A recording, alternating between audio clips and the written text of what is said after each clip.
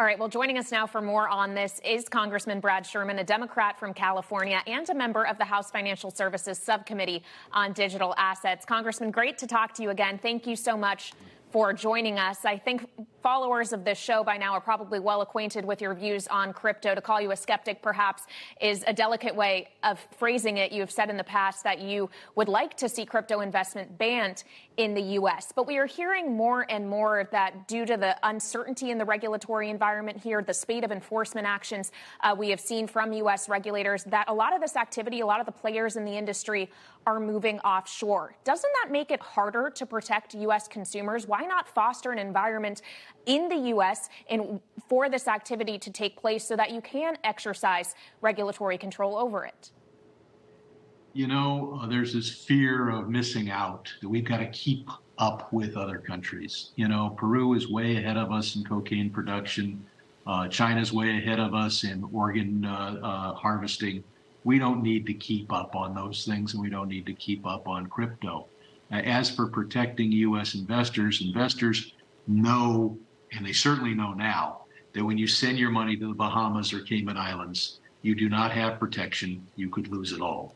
And the idea that we should tell investors that something's licensed in the United States when it's not only as dangerous for the investors as crypto is, but as harmful to our country as crypto tries to be, I don't see a reason to do that. Okay, but there still is within the subcommittee that you sit on an effort to set some kind of guardrails, regulatory boundaries here. I know that there will be a hearing tomorrow with the digital asset subcommittees of both the Financial Services Committee as well as the Agriculture Committee in the House. Really what that comes down to is SEC versus CFTC jurisdiction. I know where you come down on that. You'd like to see more control with the SEC, but I thought we were all agreed that Bitcoin isn't a security. No one is convinced of that. Yeah, I think the vast majority. Gary Gensler has said that. Gary has said that the vast majority of tokens are securities, and if the industry wants, if they want to know what the rules are, fine. All they have to do is come to Congress and say, "Please make us a security," and we will do that. Instead, Sam Bankman-Fried was here doing a host of illegal things for one purpose, and that was to keep the SEC out of crypto. We should not trash Sam Bankman-Fried on the one hand and then pass his bill on the other hand.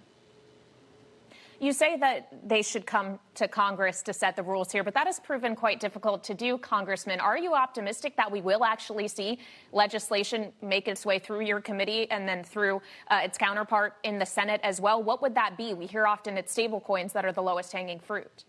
I'm optimistic that if this industry wants real regulation, they can get it.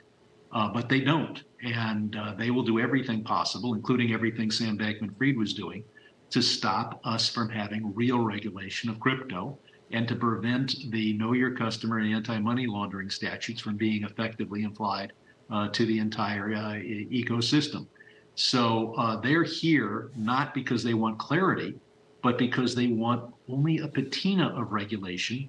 And they're here to fight the clarity that we would have if we simply passed a law saying all crypto is a security. We could have that kind of clarity immediately, but the industry has a lot of money and power. And there's no money and power on the other side. There's no PAC or lobbyist fighting for Know Your Customer, fighting against drug dealers, or there's no lobbyist in town devoted to making sure that we have effective tax law enforcement. All the money and power is in the hands of people who have literally created money out of thin air, over $1 trillion worth, and they're using that to try to prevent us from having effective regulation. I just circle back, Congressman, to Kayleigh's original question and your answer. I mean, you mentioned a South American country that apparently produces a lot of cocaine. I can't remember which one, but I'll trust you on that.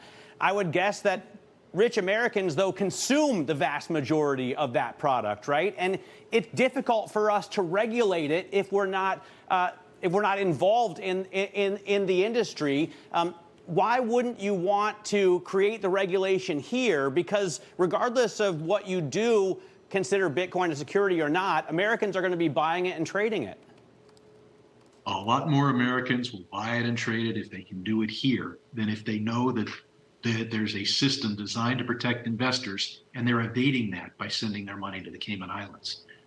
So we want to minimize the amount of American investment, and you do that by having effective regulation that, as you say, will push this industry offshore, because they don't want clarity. They don't want effective regulation. They want a patina of regulation, the image of regulation, and that's why they're fighting the clarity that they could get by simply identifying cryptocurrencies as a security and having the much larger and more effective regulatory agency be the regulator. No, we're not going to have the same level of investment in crypto whether crypto is traded in the United States versus whether it's something that investors are warned every minute that they deal with it, that this is something their country doesn't want them to do. Let me pivot here and ask you about a completely different issue, Congressman, and that is the debt ceiling. What is your take on the way it works and how it could be changed? It doesn't make sense. At my home, I wouldn't do a lot of spending and then borrow to pay it later, right? I would consider the spending I'm doing before I figure out how much money I need to borrow. How should the U.S. change our course of action? Well, frankly, we shouldn't have a debt limit. A debt limit is, will you pay your bills? And the answer should always be yes, not take the country hostage. The United States is able to run a bigger deficit than other countries because of the role the U.S. dollar plays internationally. And it is the announced purpose of the Bitcoin promoters, of the crypto promoters, to take that away from us. And that would mean a tremendous loss for every American family.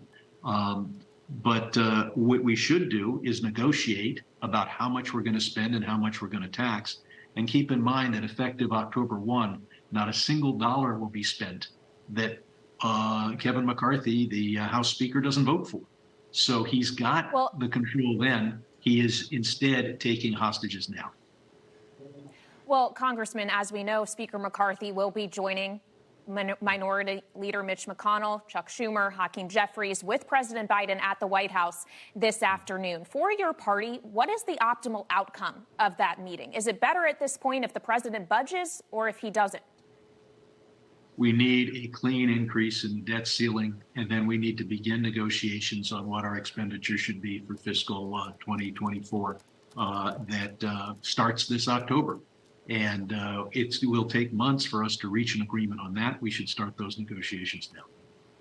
All right, Congressman Sherman, thanks very much for your time. Really appreciate it. Congressman Brad Sherman there talking to us about crypto as well as the debt ceiling. Coming up, can the